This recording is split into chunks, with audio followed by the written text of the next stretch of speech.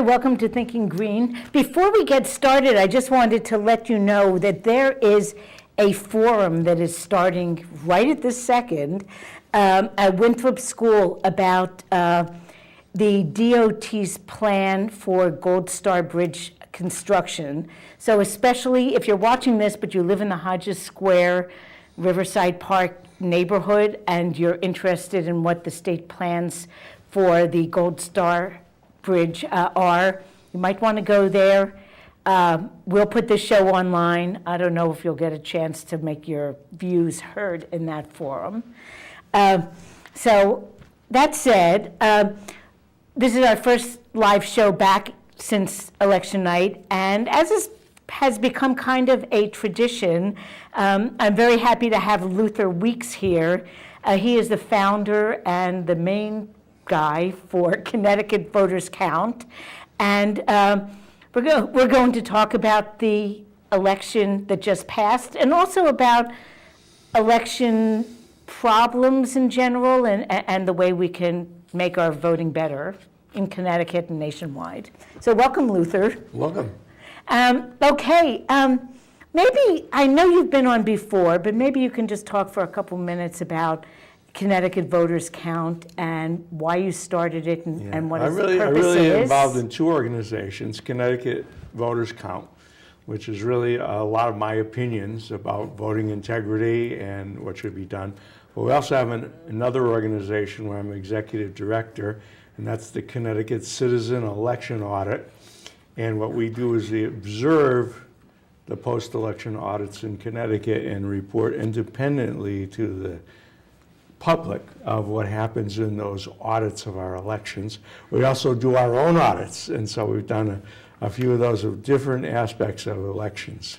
And that's another timely reason for you to be here, because I want you to talk about the audits, and I have to tell you, I've done it, and it really is very worthwhile. It makes seeing what's happening in your own town when you're observing as a citizen make a lot more sense when you've been through the Connecticut Sure. So the if audit. you volunteer for us, and we take one day a year or one day per major election, next year we'll take 3 if you volunteer for it. And what you do, the Secretary of State chooses 10% of the voting districts in the state, and then the towns that have those districts in there, and it comes out to be about 50 towns after every election, has to count all the votes on paper that went through the machine and compare those results to what the machine said.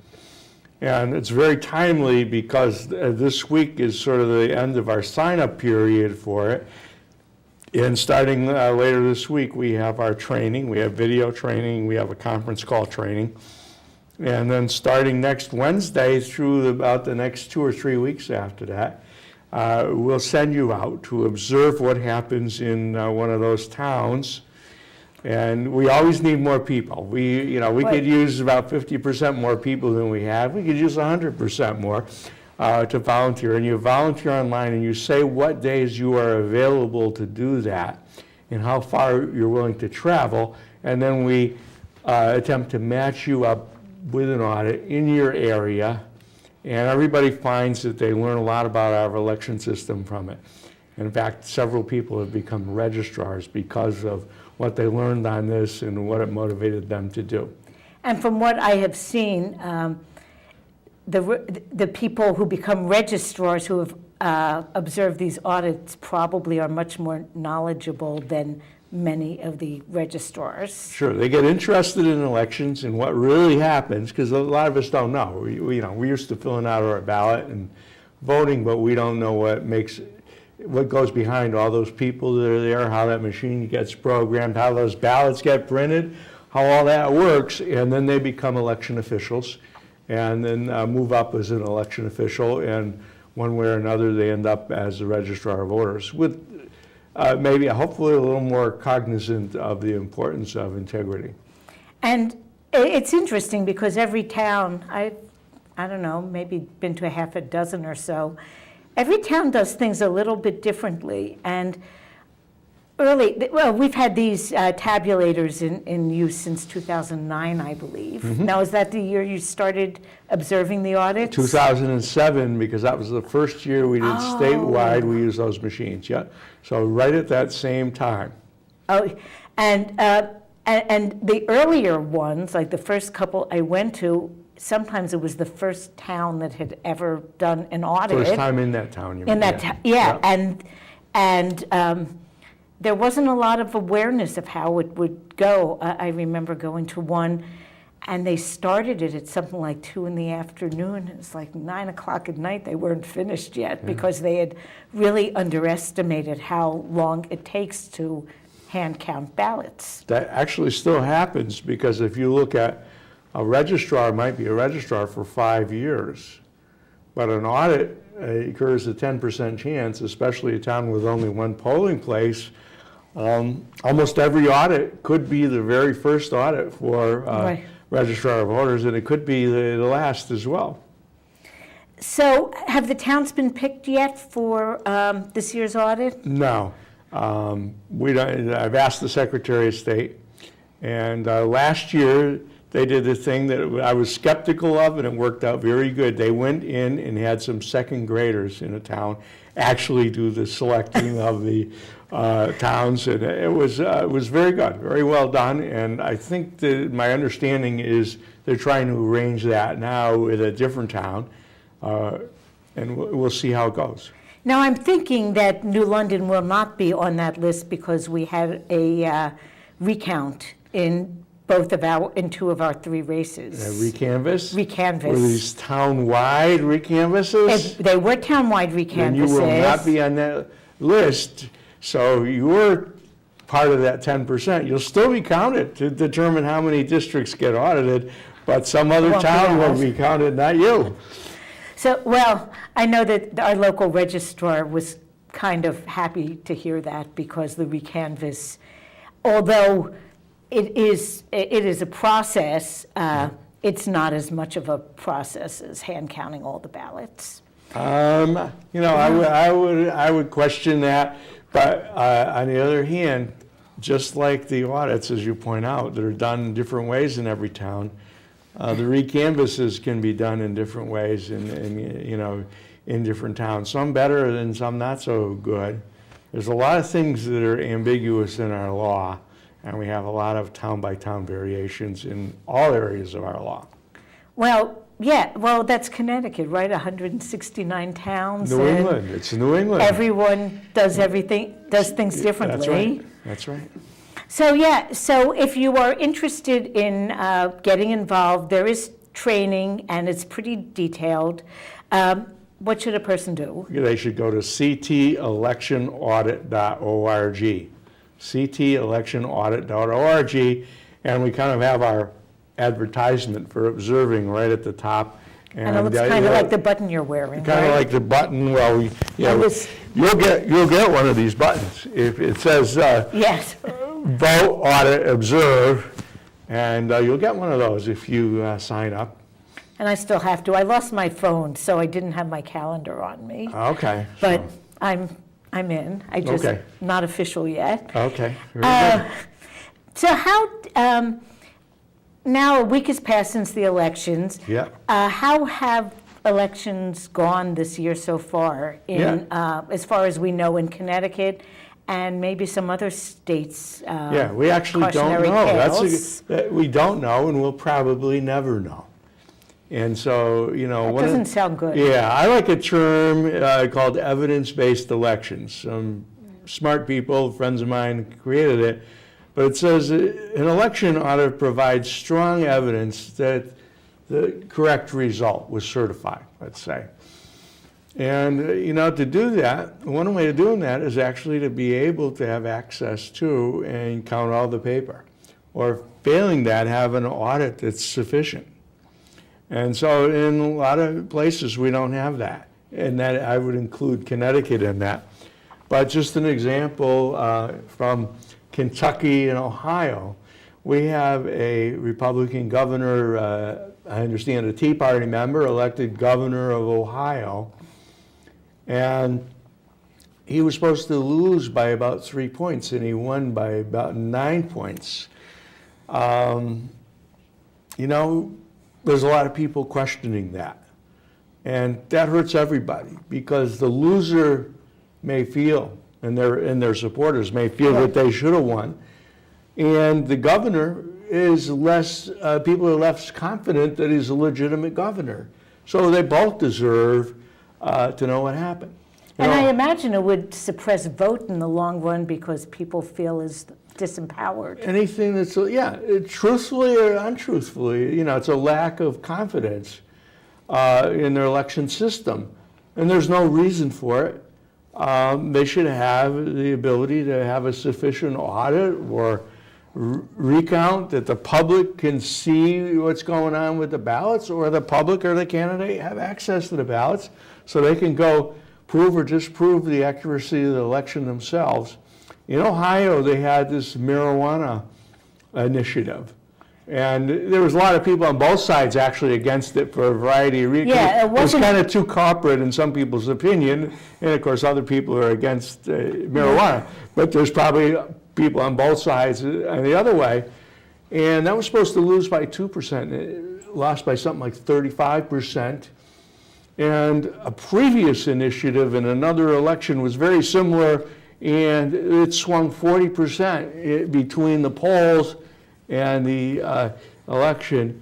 And, you know, Kentucky, one of the newspapers in Kentucky took the right action. They fired their pollster, even though their pollster was in agreement with every other pollster. So, you know, so we don't know. So the answer is I can't tell you, and I really wish I could, because the public deserves to have confidence in their election. Because maybe, well, they should. You know, we just need to know that.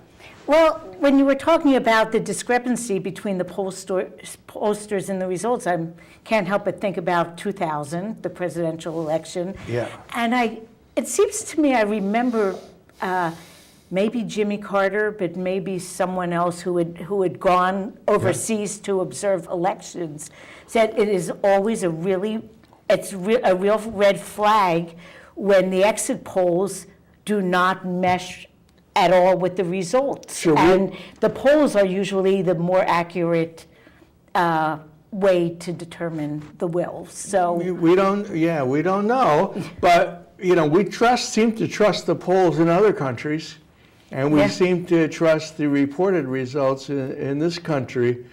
You know, in 2000, though, you know, it wasn't so much the polls. It's a question of who really won Florida. And that's really the question. And in 2004, who really won Ohio? And there's a lot of legitimate questions about, you know, a lot of issues in those elections.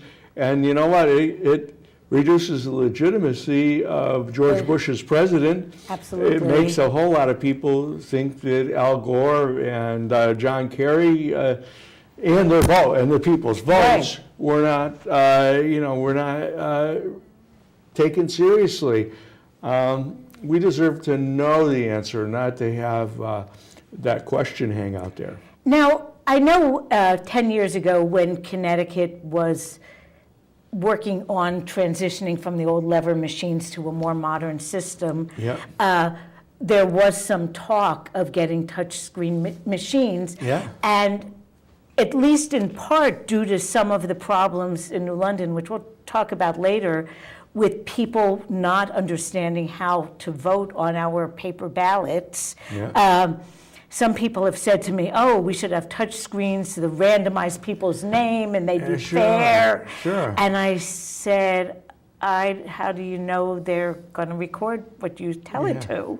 So what's your view on that? Well, it's you know, we've had a great development in the last few months, and it's called Volkswagen. Volkswagen has really been, you know, should be a watershed moment, and then we should also thank Ed Snowden.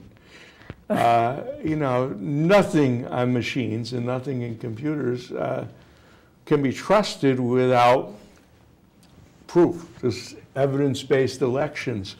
You shouldn't trust your bank statement unless you have receipts. And of course, the bank shouldn't trust you if you claim the bank statement's wrong if you don't have the receipts either. True. That's, apparently Volkswagen has proven where there's money involved, Right. things are going to go a certain way. Like that, there's no reason that elections wouldn't. And touchscreen machines, also known as DREs, there's no evidence.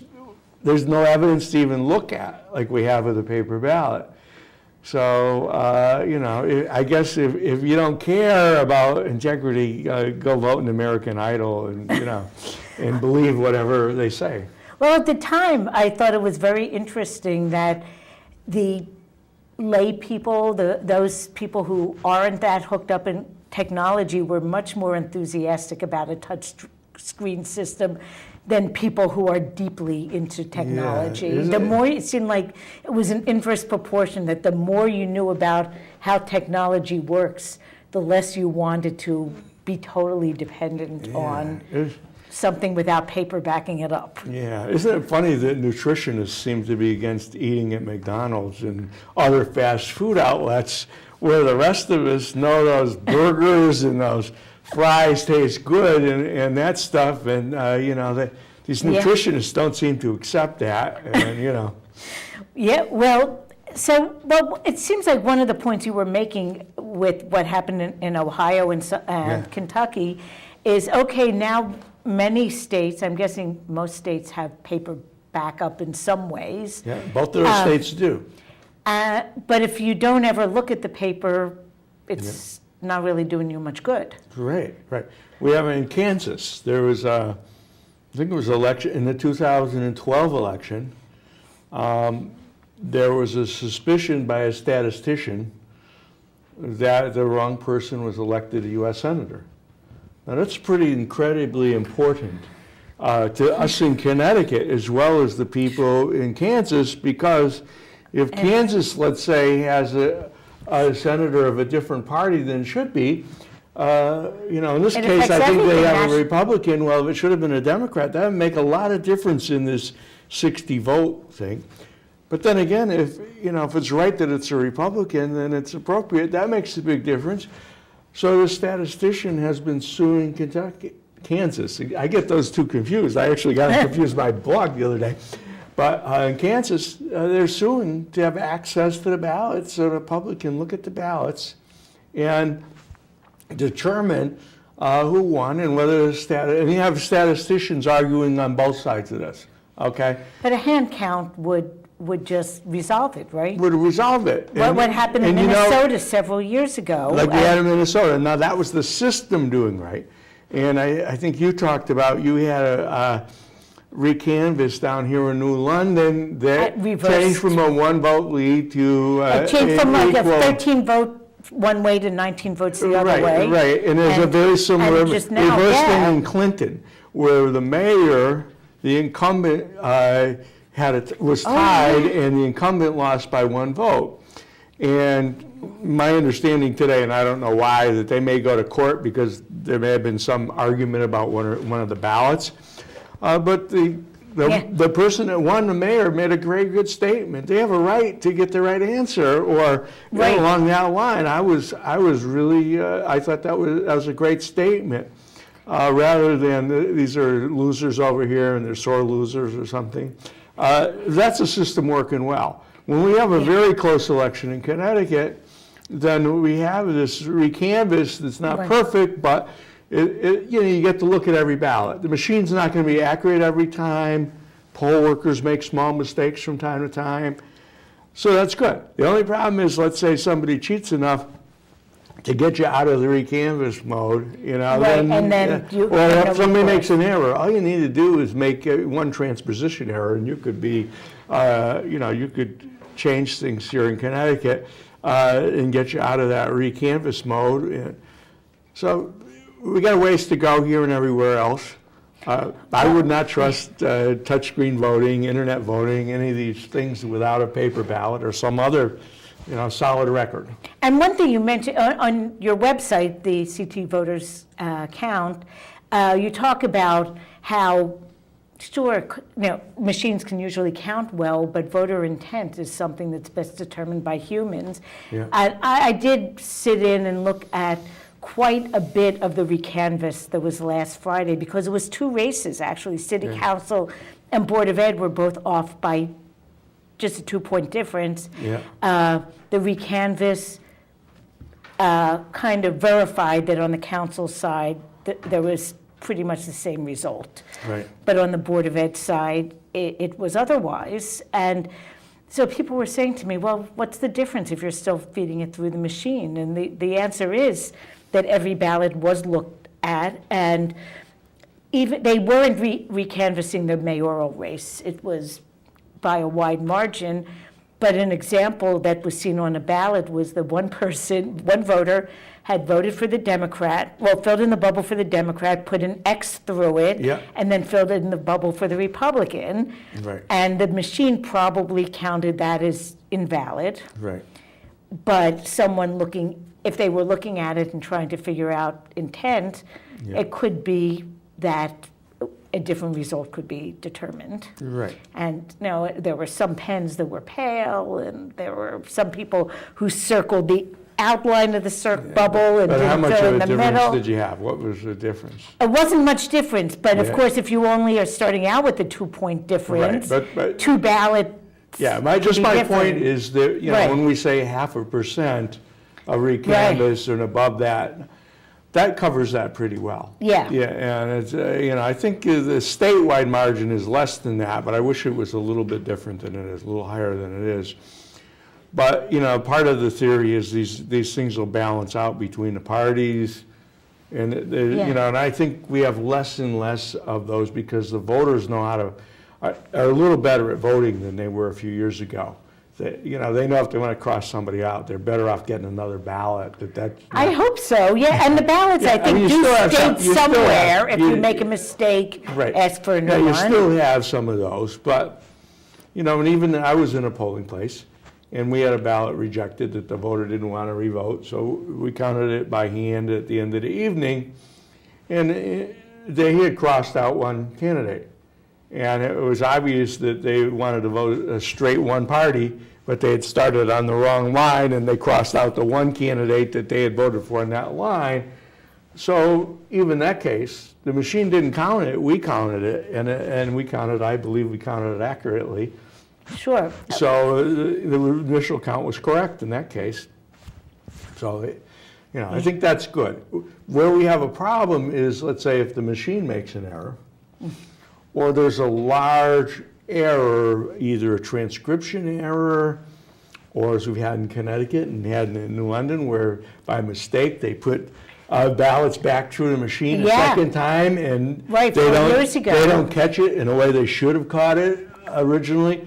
So that's the problem sometimes where the recanvass can fall through. It can catch those little errors, but it can't catch that somebody flips some digits of 10,000 votes here and 20,000 votes here, which we've had happen in Connecticut, even though fortunately, as far as we know, never in a case where it made a difference to have the wrong result. Now, thinking about ways that would make voting more accessible to people, we've talked about touchscreen machines and their problems, but internet voting seems to be quite a popular idea right now. Okay. So how would you say the internet could be used to help the voting process without really messing up the voting process? There's actually a lot of ways. First is we have online registration in Connecticut. And so that's a very good thing. It saves towns money. It's more convenient for voters. And it's actually more accurate because you type in your name right. And Right. you wrote it on a piece of paper and I might misread that or mistype it. So it's better. Online registration is a good tool that we have. Last year we did a study of all 169 websites in the state of Connecticut. And most of them, or a good number of them, did not inform the voters that they could register online. So there's an example of the web could be used for that purpose. The biggest need of voters to increase turnout, in my understanding, especially with the younger generation, is for information. Where do I vote? What's on the ballot? And recently, the who are these- Secretary of who are these State is people? putting them up. Right, and who are these people? That, Yeah. You know, so, I mean, there's no better example than what's gonna happen at 9 o'clock tonight. And they were kind enough to wait until after your show's over. They're gonna have the third or fourth Republican debate. Oh, Okay, but that's not available to the public because we gotta Right. pay, before, the candidates have to pay for advertising if they wanna get their message out. Now, right. when they have a debate, the public has to pay to be able to watch them.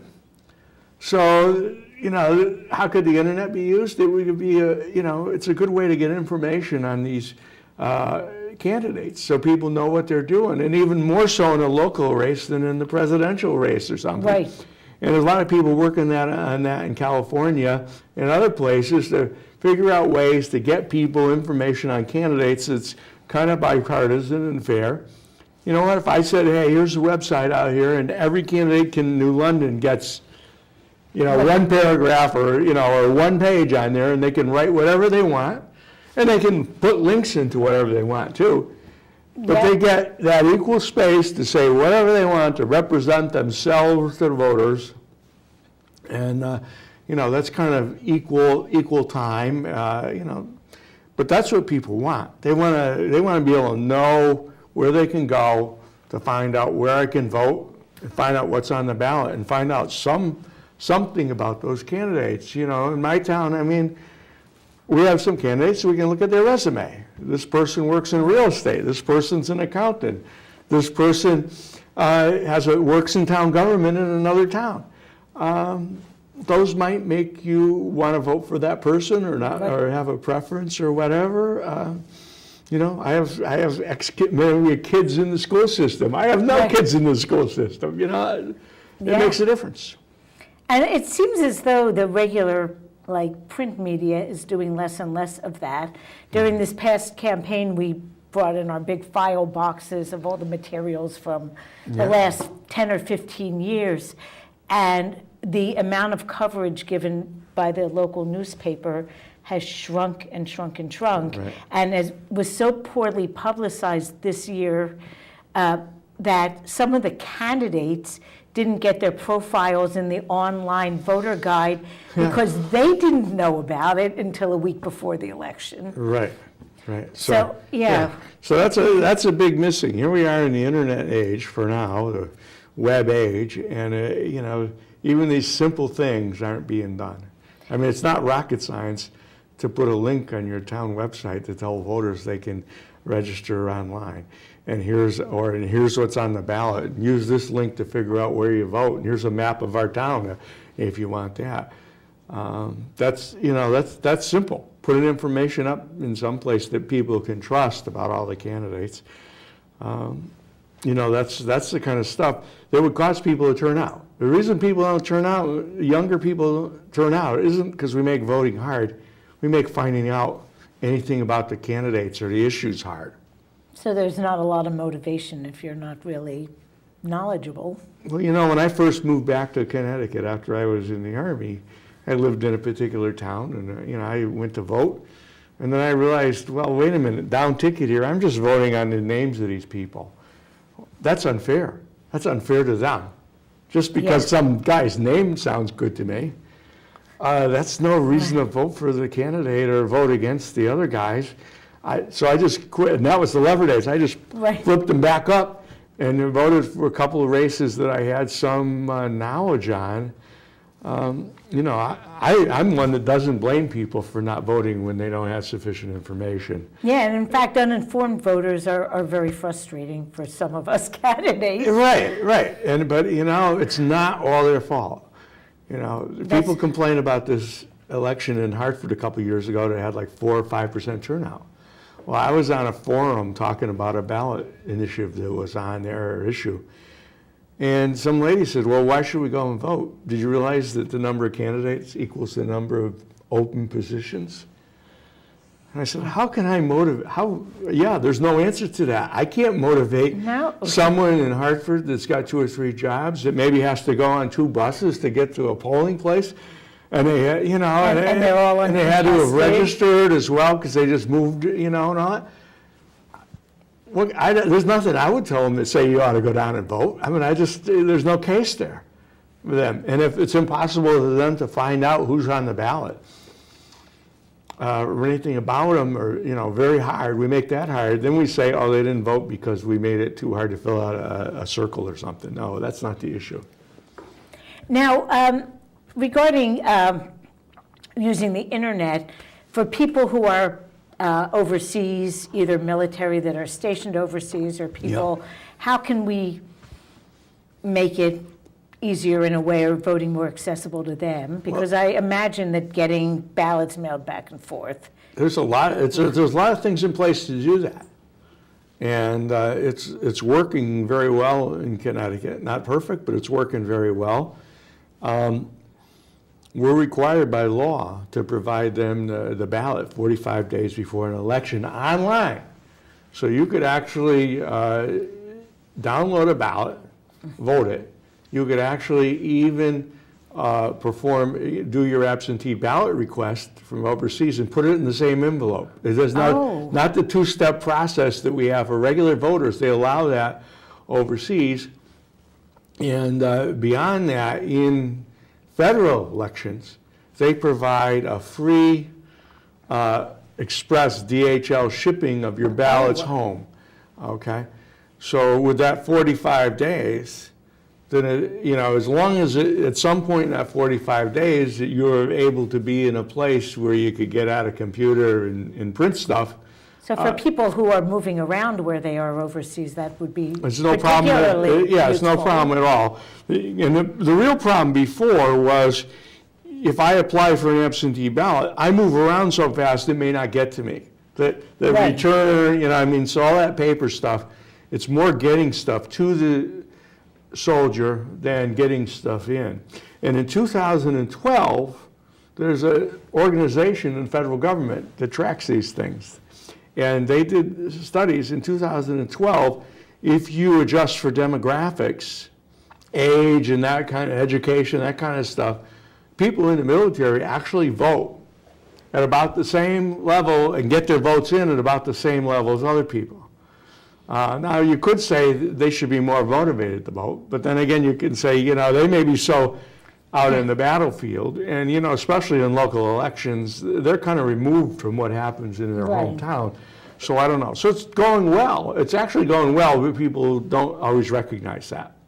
Now, the Election Day registration is a fairly new phenomenon, in Connecticut at least. How is that working? Good, yeah, good. I think it's working just barely okay.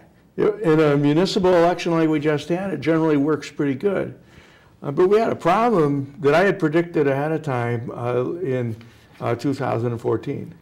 In New Haven, there were 200-300, I don't know the exact number of people that weren't allowed to register on Election Day because they were in line at 8 p.m. I think they should have been allowed to register. Because it's not their fault that that New Haven didn't realize how many people are going to show up and So didn't the have the votes were resources closed. to get it done. Because it's a time-intensive process. Okay, so if a voter ever has to go through Election Day registration, which I recommend people do if they need to, but it should motivate them to register ahead of time next time. Yeah, and a week before the election, the registrars are open all day. Yeah. So yeah. Unless you really moved or turned it. One place where it's good, though, in Connecticut, sometimes our election day, our registration system screws up, and it throws people off for no reason. So that mitigates that problem. But as I told the Secretary of State's office, that's great, but you still got to fix the problem with the registration system. It's nice that you got this stopgap to cover, the last bit of error on your part or the voter's part. But, we don't want to throw voters off the rolls by accident. And it seems to me, I look at the voter rolls somewhat, at least the New London ones, and maintaining the voter rolls is a huge job, and I'm not sure it's always done very well, especially in college towns.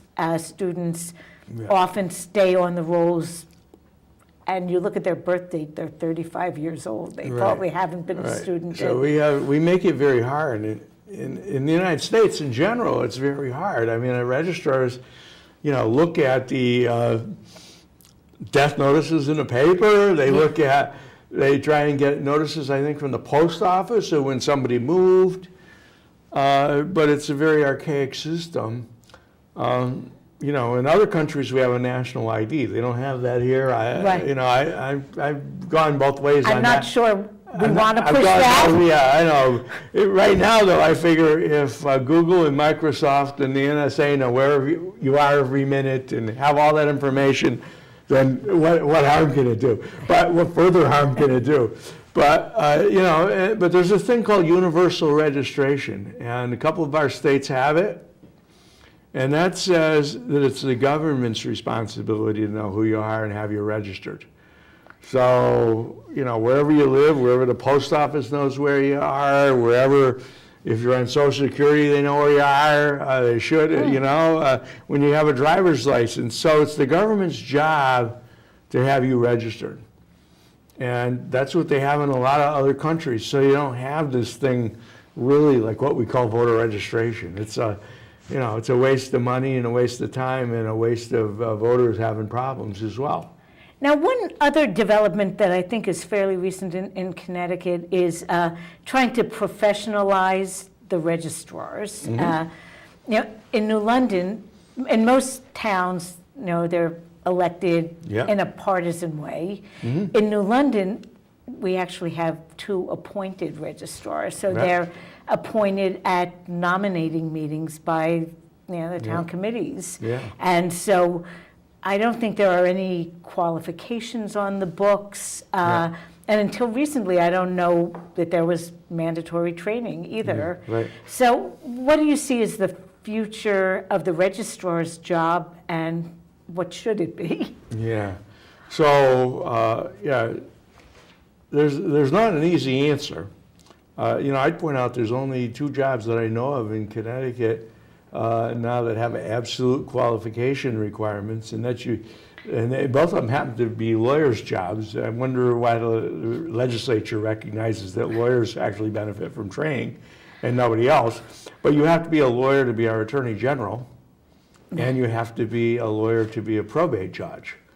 Okay, so that's, those are 2 elected offices. As far as I know, the only 2 elected officers that have education requirements to run. Okay, and that includes registrar. Doesn't have any of those requirements. Why shouldn't our controller be required to be a CPA? Why wouldn't you want our state treasurer to have an MBA or maybe worked in a finance company for a while? I mean, our attorney general had to have been a practicing lawyer for a certain number of years. And that was a big news item when Susan Beisel was wanted to run. So I don't know. I mean, I don't know the answer, because the other side is you kind of want to be able to elect who you can elect. But I would think, just using treasurer example and controller, maybe you don't want to have any requirements on your governor, for instance, or mayor, But I think, what I would like is there's no perfect answer. Any system that we can design can be gamed in some way, can be, but I'd like to see regional professionalization, regional election management with an office with at least 5 or 6 full-time people, so that you got a career path, so you aren't dependent on one person. One of our registrars looked at the job requirements for registrar, and he was pointing out, I mean, you got to be an IT person, you got to be a people person, you got to be a manager, you got to do this, you got to do that. That's true. It's too many things to do well once. And when you jump into the job, you're kind of like responsible for everything all of a sudden. So that's what I'd like to see: professional management in regions. Right now, it sort of works because we're supposed to have a balance, a Democrat and a Republican. okay, and they That's sort of exactly watch, what I was going sort to of ask watch over each about. other, and that works in most towns. I would say that works. It works on a friendly basis in most towns. But if we were to replace that with a single appointed administrator, that could become still a political position because they're appointed by their town council. And, so their real career path is satisfying the current administration or whatever, and getting the job has to do with that. So having regionalization sort of moves it out of that little one-town kind of politics. So I think those are the reasons I'd favor regionalization. Most election officials, when they do surveys around the country, that's what they prefer over elected officials. A lot of the states where we have trouble, it's an elected Secretary of State. Okay. Yeah. So there's other models. That's where I'd like to see it go. But it's a pretty tough thing to bring to New England, that idea. I know, but of course, as a minor party person who's very aware that probably 40 to 45% of the state's registered voters are unaffiliated That's with right. any party. Right. And so, the issue of how to remove the partisan nature of that position, even when it's a friendly relationship, it's Right. still leaving all these unaffiliated people Sure. out in the cold in Sure. some ways. And they're left out in the cold in other ways too. I mean, it's not just them, it's the Or the third private- parties. There's a lot of things that make things less vibrant than they might be if we had a little more open access to the ballot. Yeah, and I'm thinking, Connecticut is a close primary state, so, in New London, sometimes the real election is the primary. We had a mayoral primary in September, and honestly, it took so much energy. It was pretty hotly contested, and it took so much energy out of even the media and the voters that hardly any people just thought, oh, it's all over after that was resolved. Sure. And the real mayoral, the final mayoral election was quite lopsided. It's a Democrats' town, and Yeah, so it was over. That race anyways was over after that. Yeah. Yes. Yeah, it was. well, I wanted to talk to you, and I think we have not maybe 5 minutes, 10 minutes. We had a lot of issues this year in Connecticut and New London at least, come up with our ballot design. And I think I am going to ask our camera person to show us, well, most people watching know what I'm going to try to find the best of the current. This is the New London ballot as it is just downloaded from the Secretary of State's office. And as it's easy to see, its design really follows the lever machines that we had until 2007 and 8. So people very often, you hear, this year we heard the tagline, row A all the way, on nearly every Democrat's literature, nearly every Democrat speech at forums. And I, being online, see myself, I didn't like it, but I wasn't really concerned until I talked to a lot of people who were quite engaged in what was going on in New London, knew people in town, knew the candidates, and had a lot of confusion about this ballot. Some people thought you had to pick a row. One friendly voter said, oh, I voted row C, which was the green line. We only had 4 candidates. And this person thought that he couldn't choose any candidates on other lines.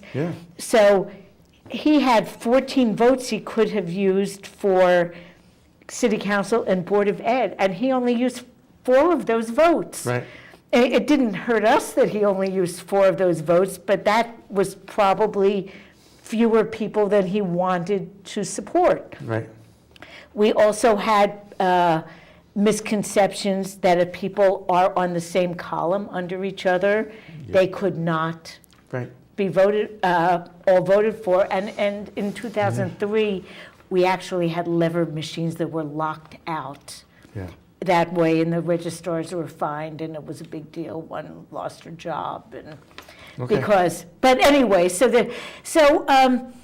I've been looking, and also the other thing it says is vote for any 7, which you can vote for up to any 7. Yeah. You can vote for 1 if you want on the whole ballot, Right. and it won't invalidate it. So I've been looking at ballots, Right. and so I found one from the District of Columbia Yeah. that, and I showed this to Luther before before the show, and I'd love to have a ballot like that in Connecticut. It's a huge jump, because it's a huge change. It's mandated by the state how the ballots are set up. Our equipment could certainly read that ballot. There's a lot of Yeah, it could be. advantages. So, it might eliminate the cross-endorsement kind of voting separate by party. Yeah. But it has a lot of advantages, not the least of which is there's a lot better spacing of candidate names and all that. And it makes people do a little work, rather than, if they want to vote for all of a particular party, they have to do a little bit more work to do that. It's very good, I think. In my opinion, we'd be much, and, I looked at the state law, because you talked about this today. And Yeah. It's, I do think the ballot probably can't be changed very much without a big change to the state law. But looking at the state law, it talks about who gets which row, how what if you have more So the than that? arrangement was actually designed through state statute law, yeah. and not by the Secretary of State's Well, office? what surprised me is there's some things that are in the law, like what are the rows and what are the columns, but that's about it, because it's like a good example if you're too close to something. It never said, the ballot's going to be laid out by a grid, and the instructions are going to be in the back page, and it's going to say New London up here. There's none of that stuff, okay? And the Yeah. squares will be a certain size, or the ovals will be a certain size, or it won't be circles, they'll be ovals. It doesn't say all that. It sort of assumes that everybody knows it's laid out in a grid, and actually, if you read it, it can't be anything but a grid, but beyond that, it doesn't say a lot. Now, the other thing that's important about it, and it's important on this, the law covers the ordering of the candidates on the ballot. Right. And that's really important, okay? And there's more than one way to skin a cat, but you kind of have a thing that it's got to be in law and it has to be agreed upon long before anybody even, applies to the ballot. So do you randomly select candidates for office, and in some states, in Ohio, in the presidential election, in every district in town, they rotate them. So the same candidate, they put them in alphabetical order, let's say, in the first one, which you'd say, oh, it's terrible, George Bush would have this. But then George goes down to the bottom, and the second candidate goes up, and it rotates the district. So it kind of, and some of these touch screens we talked about. One advantage of a touch screen is polls that you can do online is they rotate the answers between the people randomly so that, someone really doesn't have that advantage of being first. So I think it's a great idea. But it would take, it's a big change. A big change anywhere, a big change in any state. But we have to talk to legislators to do it. You have to talk to legislators. I think it's a great idea. There's some Democrats who would benefit from it, some Republicans. Yeah. But, other ones would think that it would kill them not having, this party line and stuff like that. And, it really wouldn't. It would just ruin, I think it's clear, and as we talked about before, the instructions are on the top, they're on the front page, and it seems simpler. And only looking nationwide, only Connecticut and New York State seem to use the grid we use. Yeah. Well, okay, we've got 2 minutes left. So in those last 2 minutes, remind people how they can sign up to audit, to observe an audit. Yeah, go to ctelectionaudit.org, and the front page there will tell you all about it. We even have an introductory video if you haven't got enough watching me here. And But this is the week to sign up for this November to be part of seeing what happens with your ballots and help verify our election. And next year, we got 3 of them coming up. We got a presidential primary. I'm predicting we'll probably have a statewide Republican Senate primary, at least, maybe some House races in August. And then you have this small thing next November known as the presidential election, where we'll also be electing a U.S. senator and, our 5 5 congressional people and the whole state Senate and state House. So do it this year if you haven't before, Yeah. the first time, so you'll be ready next year to sign up for a few of You'll be an them. expert next year. Well, thank you, Luther. It was fun, and I learned a lot, even though you've been on like every year after elections for quite a while. So thank you very much. I have to sign up tonight. Okay. Next week, our guests will be Dr. Herster Barris and Greg Powell and Hugh Birdsall, and they're going to talk about students who are working with the group Reforest the Tropics to help slow climate change. So something totally different, and we'll see you then. Thanks again. Thank you.